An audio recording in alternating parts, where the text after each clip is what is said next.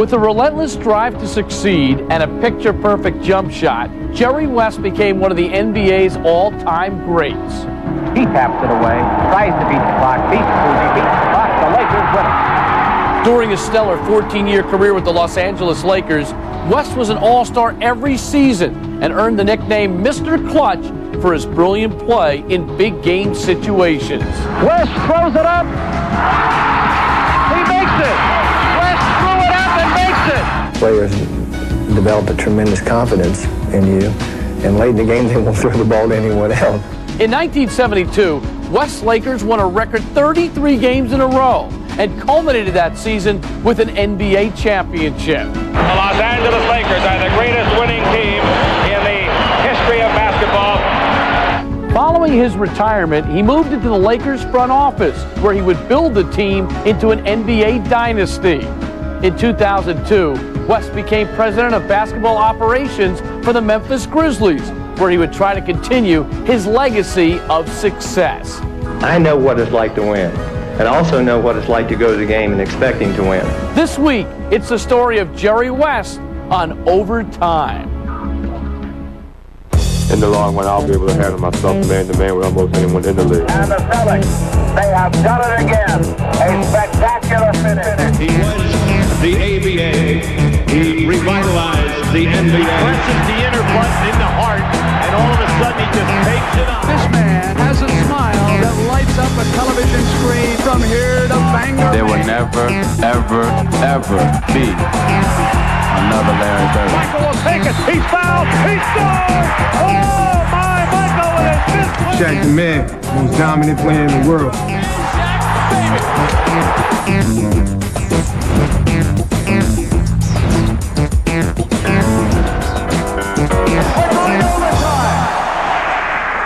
Hello again, everyone. I'm Bruce Beck. Welcome to Overtime, presented by America Online. This week, we feature one of the NBA's greatest guards and sweetest shooters, who usually shot his best when the stakes were highest, which is why he earned the nickname Mr. Clutch. He's the legendary Jerry West. The Lakers drafted him out of West Virginia in 1960, the year they moved from Minneapolis to Los Angeles. And Jerry helped put the team on the map in L.A. as they became perennial championship contenders. Here's West at halftime against Boston in the 1965 finals, ironically being interviewed by a former Celtic, Bob Cousy. They say the criterion of a great pro is one that can rise to the occasion. And this man has done just that with the absence of the great Elgin Baylor. He's averaged 46 points a game in the first playoff series. And it's a pleasure to be talking to my old Jansen Sports Club buddy, Jerry West. Thank you, Bob. It's nice to be here. Thank you. Jerry, tell me, with Elgin out of the lineup, what specific adjustments have you fellas had to make as a team, plus yourself individually, to this? Well, I know against Baltimore now, we felt that we would be pretty effective against those guys because they are a good rebounding team. And I worked a little bit harder on offense, I think, now. But with Boston, it's a different story. We need Elgin in there to handle the ball for us coming up against their press. And I know it makes it harder on me to score against this team, especially I've had a few pretty good shots here the first half, and I've missed them, and I might be pressing a little bit, I don't know. But the KC's played me real tough, and against this team, we have to make a lot of adjustments. We can't match the personnel up as well as we could have Baltimore, and I think this is the reason that we're behind the first half so far. All right, we noticed that you came out running in the first quarter with the Celtics, Jerry, and in the case of the Philadelphia series, why they tried to play a bit more ball control. Do you think that you'll be attempting to run with them in this series? So, Bob, we would like to run with them because we think that maybe they couldn't press us as much when they are running, and we feel that maybe if we run a little bit, we'll get a few easier shots. And I don't think we have rebounded as well as we'd like to this first half, especially on our offensive end. And I know Boston has pretty well dominated the board, so to speak, this first half. But we hope that we can rebound a little bit better and run a little bit more the second half. Well, of course, it's going to be a long series, Jerry. I think both teams, frankly, are a bit flat coming off tough series, first-round series, where I don't think you've gathered that momentum yet, and possibly this is an indication of talking of rebounding. I've got a new colleague today, Wilt Chamberlain, and this was the observation Wilt made, was the fact that both offensively and defensively off the board, the Celtics seem to be, getting 2 and 3 shots, and on the other hand, why they were controlling their defensive board, and that's the whole story. Well, I think, Bob, you're absolutely right. I think that, again, if we can maybe get a little bit on the board and get a few easy shots against them, we're having to work real hard on offense, and they have it spread way out on the floor, and we're taking a lot of long shots, and we'd like to get the ball in a little bit closer with Russell in there. We don't have anyone like Wilt who can match him up in there, especially offensively. And our offense is over the top so far, and we just haven't hit, and I think that's the story of the game. Plus, they've played pretty good defense, I think. Right. Well, of course, you can't use half a ball game as a criterion. As I say, it's going to be a long series. Jerry, you've had a fantastic year and an even more extraordinary playoff. Good luck the rest of the way, and thanks for joining us. Jerry set a record that year by averaging nearly 41 points a game in the playoffs. But the Lakers lost to the Celtics, which became a familiar theme. The two teams met in the finals 6 times in the 1960s, with Boston winning every time. And no one took the losses harder than Jerry West, one of the game's true perfectionists. But eventually, L.A. reached the top, as we'll see when we look back at Jerry's career in just a moment. Now, before we go off to a break, let's take a trip with Jerry as he heads off to the office. So, dressed in civvies and ready to go, Jerry West leaves alone, accompanied only by his thoughts. West, like most great players, uses time like this to think about the game coming up, think about his opponent, think about other aspects of the contest, which will get him mentally as well as physically prepared.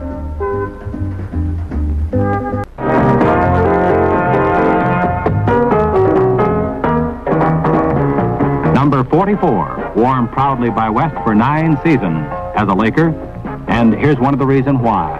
A twisting reverse layup around Bill Russell.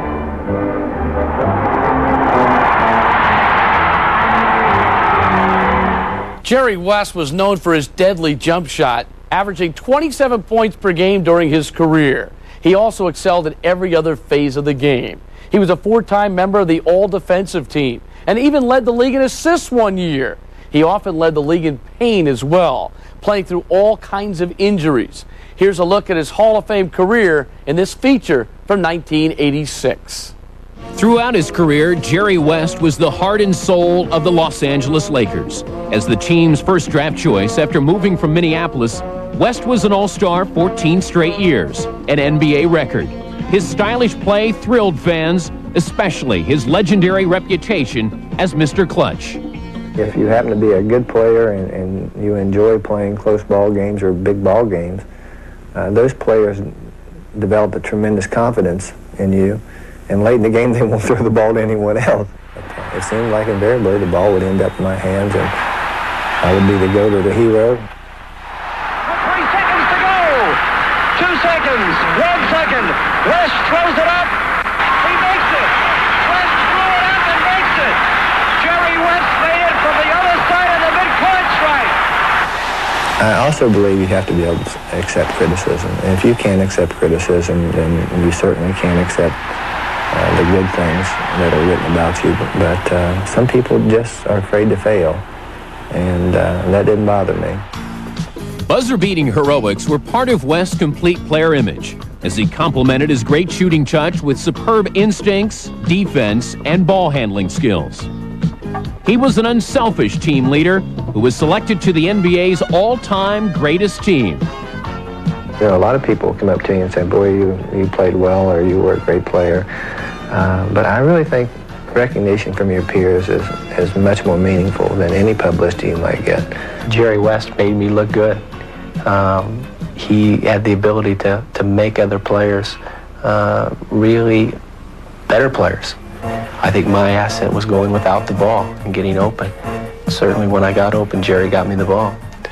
West did have one albatross, the NBA Finals. He played sensationally in 6 clashes against Boston, but the Lakers lost each time.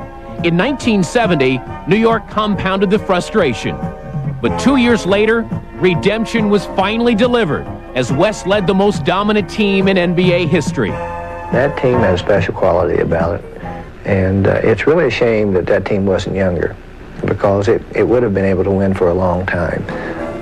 Great rebounding, great defensive play at times, size, and 5 guys who could score.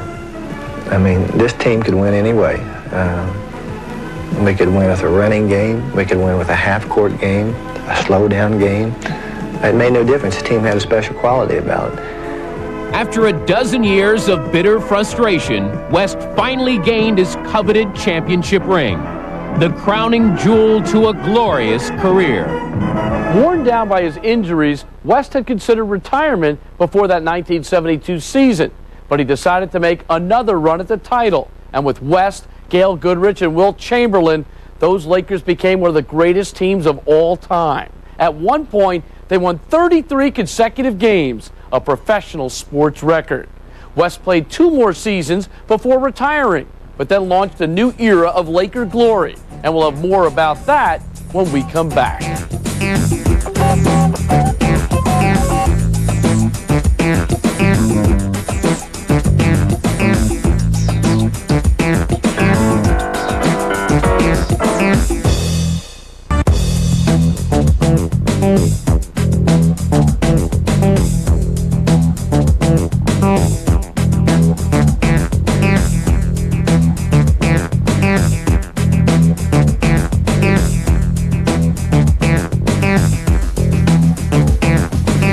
Retiring as a player, Jerry West began to resurrect the Lakers in the front office. As general manager and executive vice president, he presided over the greatest era in franchise history.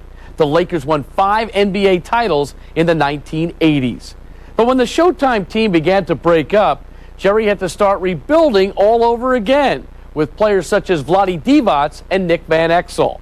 He talked about the process in this 1995 interview with Peter Vesey. I remember reading some quotes from you recently that you said, when Magic was playing at the end of his career, you said you shuddered at the thought of him leaving because you realized that you were going to have to get bad before you could get good again. But you only got bad for 1 year. It was like a slow deterioration. You know, Abdul-Jabbar, Michael Cooper, Byron Scott, James Worthy, Magic Johnson. And I kept telling our owner, Jerry Buss, I said, Jerry, our toughest task, even when things were great here, our toughest task is how do we replace these players? We can't replace them. We got really lucky in our draft. We have a number of players that are very good players, Pete, and maybe someday they will be those kind of names that people say, well, they think of the Lakers, Nick Van Exel, an Eldon Campbell, an Eddie Jones, a Vlade Divac, a Cedric Ceballos. Those players are very, very good young players. Maybe they had some kind of a taint to them. Doesn't play hard, didn't compete at a high level, or maybe problems off the court. But I've always felt maybe one of our biggest jobs in the NBA is to help young kids get through those periods of times when they are young kids. You know, I can think back to when I played, and I don't really refer to those very much. We had the same immature people. We had the same people, the same problems. There just wasn't as much publicity. But would you have taken that chance if you were still winning championships? Pete, there were no chances. It wasn't their ability. It was people's perception of them. There was no question of their ability. I mean, people talk about Nick Van Exel so much because he truly is a terrific young player, and he's a nice kid. He's his own worst enemy sometimes, but the guy is so competitive that it's amazing. And there was the incident that happened after our game in San Antonio where we lost that kind of heartbreaking game that I think, you know, this story was relayed to me by the people in our organization that people might be surprised by the response of some of these young kids. They really felt the loss. What happened? Well, we had some guys that would probably react very much like kids who lost a high school championship. And that's refreshing. So they were crying? You get emotional about this, huh? Why? Yeah. Well, you know, I think all of us who work in this league, we like to view ourselves as being cold and unemotional, but not me. Why does it strike a chord? What's going on? Just in watching these kids grow and mature and watch them get through the rough spots, I think it shows what happens when you do care And when you're good at what you do, a lot of people are very good at what they do, but sometimes they don't care enough. It's like I've been chosen to do this. When I was a little boy, somebody said, go play basketball, and I did it. And for some reason, I was able to do it at a high level. But I loved it. And with what I'm doing today, you know, I work for the best owner in sports, and everyone says that. I do. And I think all those factors have allowed me to prosper here in Los Angeles. And under West, the Lakers continued to prosper. It was just a year later that Jerry took the first steps in building another championship team. He signed Shaquille O'Neal as a free agent and made a trade on draft day, sending Vlade Divac to the Hornets for a high school phenom named Kobe Bryant. Shaq and Kobe became the cornerstones of the next Laker dynasty, leading the team to 3 straight titles. But Jerry's next move would take everyone by surprise, and we'll pick up the story when we come back. I know what it's like to win, and I also know what it's like to go to the game and expecting to win. That's a hell of a lot better feeling than going there and say, oh, I hope we can win. So let's hope in a couple of years here we can get the people come to the game. Well, they're going to win tonight. I know they're going to win.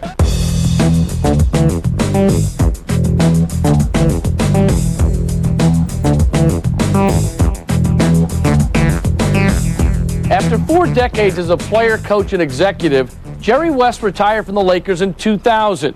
But after a while, he found himself getting restless for a new challenge, and that opportunity would come in the form of the Memphis Grizzlies. They'd been one of the league's worst teams, but West would try to turn them into a winner in his role as president of basketball operations. Here's a look at his arrival in Memphis in 2002.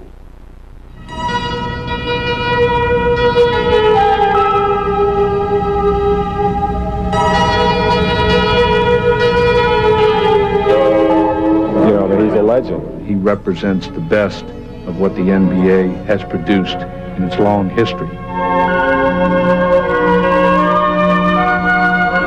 Well, I think immediately there's going to be an attitude change. The Memphis Grizzlies are proud to announce that Jerry West is our new president of basketball operations. With that announcement, the dawn of a new era is underway in Memphis. The fact that Jerry would come here, that's instant credibility. Sometimes you feel like you can help make a difference. I will tell you, I'm not a messiah, but I am someone who will come here and work his fanny off to have this team not only be successful in the court, but also in the community. Jerry West has excelled in every aspect of his life, especially in basketball. There's no question he is a winner. He's willing to make the efforts to be a winner. He's created winners. Throughout his high school and then college playing career at West Virginia University, Zeke from Cabin Creek was a game changer. A pure shooter by trade and a tireless competitor at heart. That's why he was the number 2 overall pick in the 1960 NBA draft by the Lakers. Mr. West is what the NBA is all about. 2 seconds, 1 second, West throws it up. He makes it. The ball game is tied. Jerry West made from the other side of the mid-court line. Because of his last-second heroics, he was quickly known as Mr. Clutch. In his 14 years as a professional basketball player, every season he was an all-star.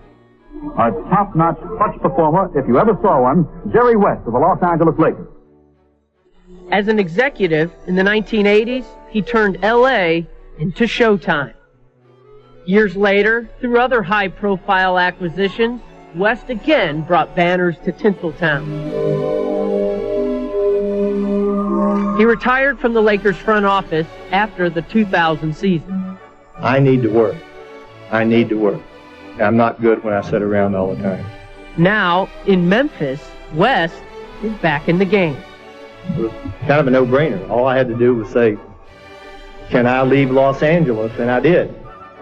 He really is a basketball junkie. I like certain kind of players. I like players that play the game with enthusiasm, who compete every night. The task at hand is not one that will be completed overnight, which happens to sit just fine with West. I'm not going to go away in a day or two, I'll tell you that. There's a job to be done here. Mr. Heisley is serious about winning. I want to tell you that he brings as everyone in the NBA knows, a class to any organization he touches. We're very lucky as an organization to have him as our leader. Small market teams in the NBA have created a special niche for themselves, and I see no reason why we can't create that same kind of niche here in Memphis. His name has always been synonymous with success. That's why the Memphis Grizzlies are going west. It didn't take long for West to put his stamp on the Grizzlies. He made some bold moves in his first season, trading for Mike Miller and bringing 69-year-old Hubie Brown out of retirement as the team's head coach. The Grizzlies began to improve, finishing with the most wins in franchise history. In the 2004 season, West brought 5 more new players to Memphis, and the team got off to its best start ever. Even after 40 years in the NBA, Mr. Clutch was still on top of his game. That'll do it for Overtime, presented by America Online. And we'll leave you with some final thoughts from Jerry West. Los Angeles and Boston have been in the final 6 of the last 8 years, and now the Lakers have lost all 6. We felt we were the better team, but it didn't prove to be that way, and it's awful galling for the players and I think for our management to accept the fact that we did get beat. There was some barrier there that prevented us from winning, and the question always, how are we going to get back to the finals to try to finally win one? And we got there a lot of times and only won one, and ultimately, as a player, I used to feel it was my fault that we lost. I've always felt that my accomplishments, and particularly in the basketball arena, were through kind of a fear that I was going to fail. That drove me like nothing else could drive me. The desire to win at that level becomes the biggest thing in your life, and it's almost like a sickness. I did everything that I could as a competitor to try to win a game, everything. And in the summers when we would lose, I was miserable. I was absolutely miserable and could not wait to get back to start playing next year. And I would tell you that the worse things are, I think the better I am. Watch West. He taps it away, tries to beat the clock, beats Susie, beats the clock, the Lakers win it. Ultimately, it gets down to who's going to make the last shot to win the game. It got to the point where you'd want to shoot it because you thought you could make it. Just throw me the damn ball and get away from it. 2 seconds, 1 second, West throws it up. The ball game is tied. Jerry West made it from the other side of the midcourt stripe.